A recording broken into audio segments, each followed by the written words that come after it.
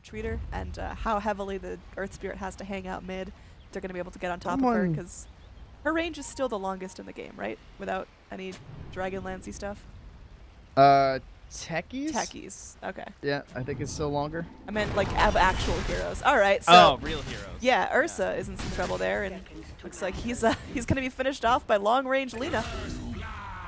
Our mid Lina scores up a little bit of gold there, almost 300 for the first blood, and they should be able to... This game. But not going to be a fun lane for Centaur. I mean, there's already ice shards popped out, and it looks like Yamate's in some serious trouble, but no one really wants to dive tier 1s just yet. Now, here we go. Bocarino turns things around, gets a crush off, but is going to get a shadow word. Can Warlock get the body blocks they need? They get a stun up. They're bringing in NJ as well. This bear is ready to attack, but a triple man crush.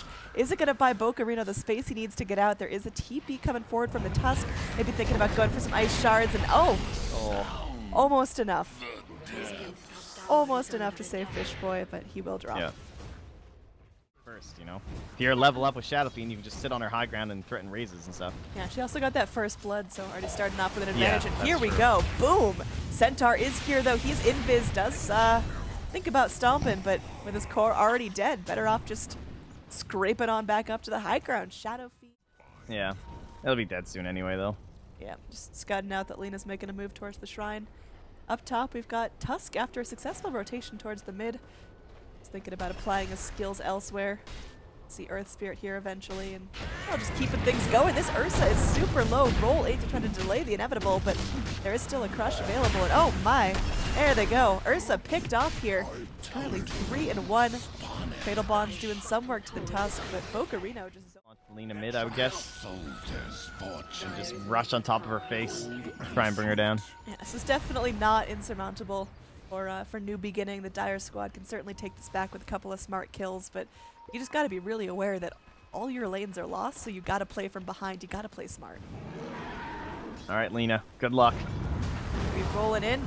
Roll's actually going to miss. She will get silenced, and she's pretty easy to blow up once you get her by herself. And Tusk now, with the reveal of the ice shards, he is just wandering around in a strange land. Will be able to snowball himself back across the river, but Stampede comes in, and they are just ripping him apart. That's going to be a 2-for-0. Mid lane gank, check plus. Yeah, nicely done. They need the recovery kills on us. Very spooky position as two Dire heroes are behind the tier 1 tower. Kind of funny how Ursa has just always been a big counter to Lifestealer in terms of like Fury swipes and going through the Rage and everything like that, but now these days it's actually an even better one because of the way Enrage works with that damage reduction. Rubik is just going in. This Centaur just melts. Did you see what the Fade Bolt did? Chaotic Offering going to be dropped out. Stampede stolen, and now they're trying to book it away, but unfortunately the Rubik still hits the deck. It was a nice attempt, but not going to be enough here. They are going to be rotating in the Tusk to see if they can find perhaps anything in return, but without the real cores, it's going to be difficult. Meanwhile, top lane, just going to be picking up a tower here. Bocarino went in. Bocarino did what now? He just walked in. Why would he do that? I don't know. He was spotted. In from New Beginning, and not really bringing your cores where you need them to be for RRQ right now is resulting in a couple of free pickings. We're gonna head on again in terms of picking, so Bocarino looking to turn this one around. Yeah, We'll find Yamate. Oh! Get shoot! That still will go down. Man, he almost got that He shrine. activated the shrine too, so that's gonna be down for this fight if it continues. Oh.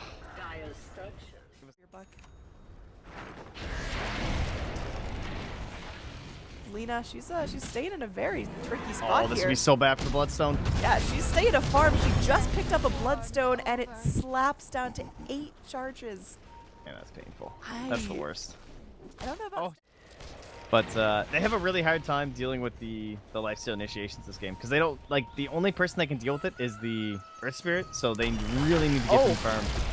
Yeah, well, there's an initiation for you. Warlock going to be popping out the golems, but man, that's just going to be a plus 300 to the Radiant team if they want it. There is going to be Kal coming in. Magnetize doing a lot of work. Stomp will hold Lifestealer in place, but he's still got his armlet toggled. Doesn't have the infest for 50 more seconds, but he's going to be able to rage himself to freedom. Kal going to be able to get the kill on Bocarino after all, and Alina just goes forward, ends up dropping the Laguna and taking out Yamate. Thinking about going in for more. Light Strike Array not clipping onto the Ursa, but securing her a little more farm.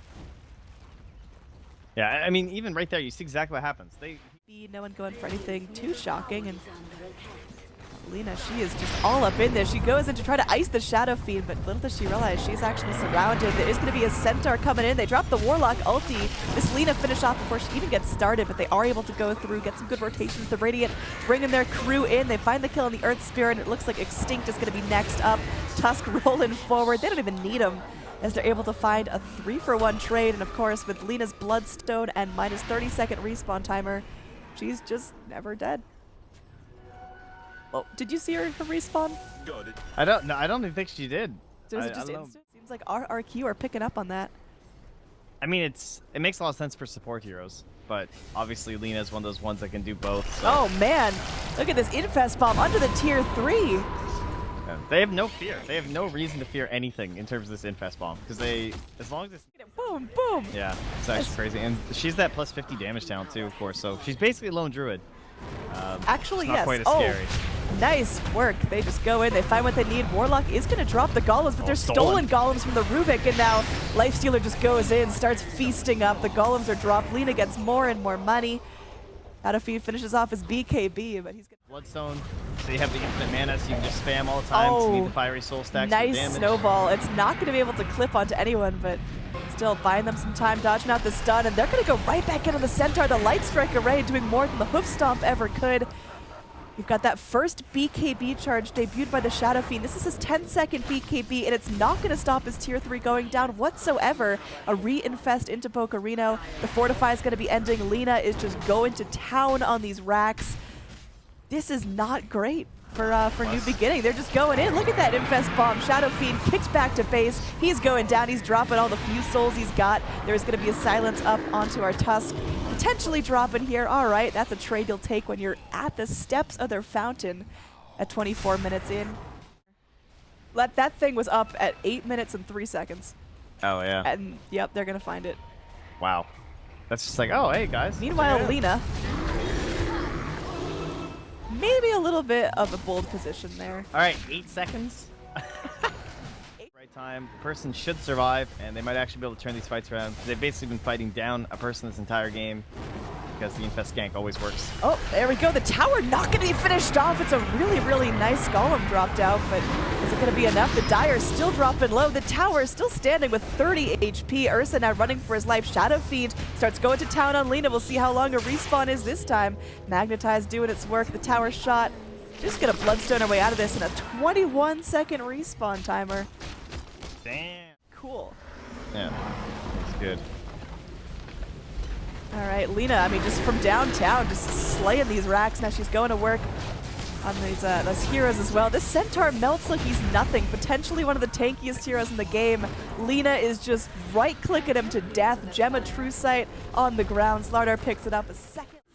They still have Aegis. Yeah, they can just kind of go with this for Kel.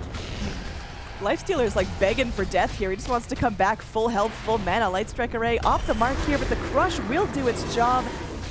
Oh man, this is getting tough. Lifestealer is coming back in, upheaval channeled up, but off of the map, and Radiant are missing, so maybe not the smartest time to send the courier out. Oh well, gotta do what you gotta do. DD rune. Bocarino. Oh no, it's not. Just a weird glowing slider. Oh lord. Okay, here we go.